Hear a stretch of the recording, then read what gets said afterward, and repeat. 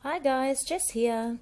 I thought I hadn't made a flip book in a while, so I thought today I would do a little tutorial on how I make my pocket page, not pocket page, just pocket flip book. It's only a really small flip book, 3 pages or back to back, 6 sides, obviously, 3 pages, 6 sides.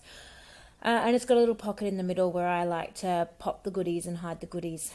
So what I am doing here is cutting I want my flip book to be green because it's going to be Wizard of Oz theme. So I am cutting my green piece of card into quarters. Obviously, if you want to make a larger flip book with more pages, you can just use more coloured cardstock.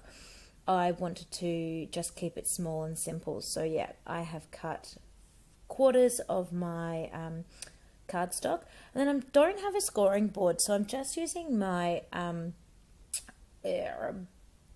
what is that called? Oh, words would be good. It's too early in the morning. To be a guide. So I've just got a pen that I can then, it has quite a point on the end of it. It's just a ballpoint pen, and I can use that to sort of score a line with using the ruler there. So I am doing, I don't even know how much it is, maybe about 1 centimetre. Sorry, that's not in, metric units. Sorry about that. So about 1 centimetre. And then the next side, so that's going to be the middle 2 sides that form the pockets. The next 2 sides there, double that, so about 2 centimetres, so that the pocket will fit inside easily. Now, there's heaps of room in this flip book, so if you make it chunky and put embellishments and put goodies in it and things like that, it's not going to be falling apart or hard to fold or anything like that. So obviously, if you don't want it so chunky, I suggest making those folds, the score lines that I've just done, a lot smaller. Don't follow my 1 centimetre and 2 centimetre guide, because you'll end up with a really fat, thick book, that flip book that just looks empty.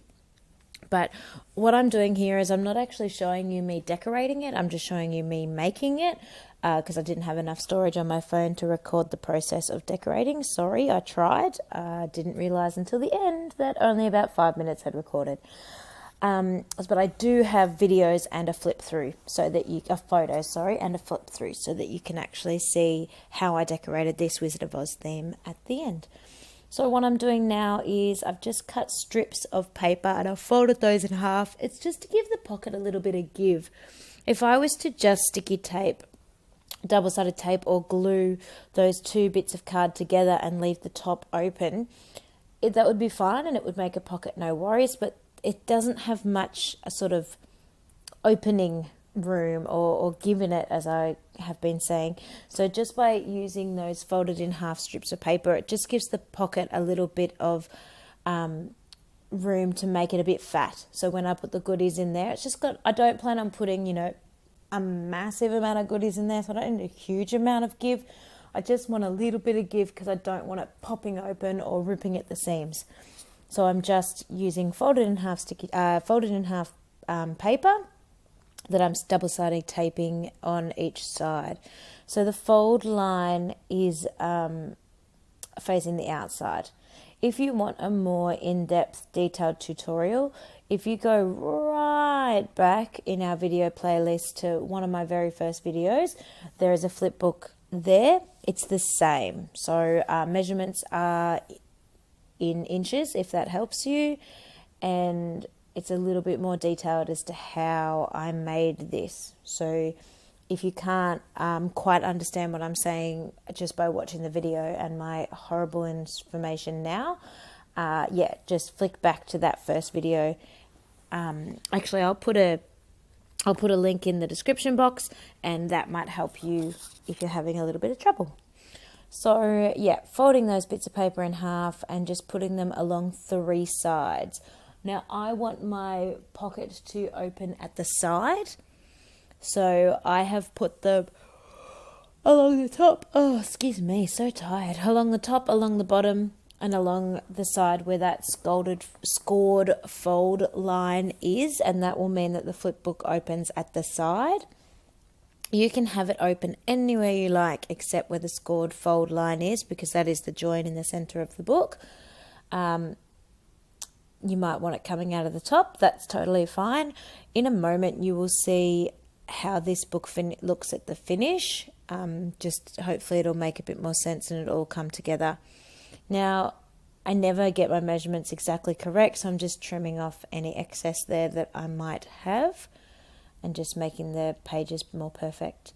Sorry, there's an idea of how the book looks, and obviously there's a little bit hanging out because the middle two were only scored 1 centimetre and the outside two were scored 2 centimetres, but I figure it's better to fix it later than, cut off too much or not enough. So I'm joining the 2 outside pages together along those scored lines, and now I'm putting some double-sided tape down the very centre of the next 2, and that's where the middle 2 pages are going to sit. And the middle 2 pages, I just fold those scored line folds out, one to the left and one to the right, and it makes like a T at the end, and that will mean that there's a little bit of fold on each side. So there you go. You can see a nice big fat thick book with heaps of room to put goodies in and heaps of room to embellish, and I'm just trimming up that middle pocket page, ready to go. And I am back with my flip through. So as I said, this is a Wizard of Oz theme, so I made a little tassel and put a little sun, stars and moons charm on the end of that tassel. It is a very green flip book, so hopefully the person receiving this likes green. Inside is my Dorothy page, and on my Dorothy page I've got a few homemade tags and just a couple of other tags. My little munchkin. And then I did a lot of embellishing with enamel dots. Well, actually not really enamel dots, little shiny dots. I did have trouble getting the tags to stay in because I don't have quite enough height on the checkered paper there, but it's the only amount of blue and white check paper I had, so I used as much as I could. Galinda with her Project Life cards, some homemade, some of the Becky Higgins ones. And then on the next page is my Great and Powerful Oz page. I pulled out some little mini stamps, some chipboard I covered in green texture paste, then green ink, and then Heidi Shine spray. And then I always keep the back quite flat and boring because I don't know why. Everywhere else is so busy.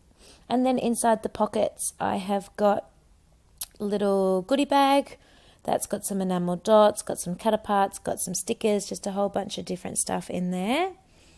And a cup of tea and a little note and a little shaker pocket. So there you go, guys. I hope you have enjoyed having a look at this flick through and the little mini tutorial at the start. Here are some close-up photographs just in case you missed anything. Please like and subscribe to the Scrappy Sisters channel. My sister and I have got some exciting things in September, and then we'll be doing our advent calendar again in December. So heaps and heaps and heaps going on over the next couple of months, and we would love to see and hear from you. Please let us know what you like seeing the most. Do you like seeing 12 by 12 spreads? Do you like seeing flipbook spreads? Do you like a variety? Do you like seeing Project Life layouts? We don't show a huge amount of those because I don't know why. We both do them. We just don't record them. Katie does card making as well. Let us know what in particular you'd like to see, or if you just like the fact that there's a variety so that it just changes it up. Thanks, guys. Please stay tuned for more, and we look forward to seeing you next time. Bye.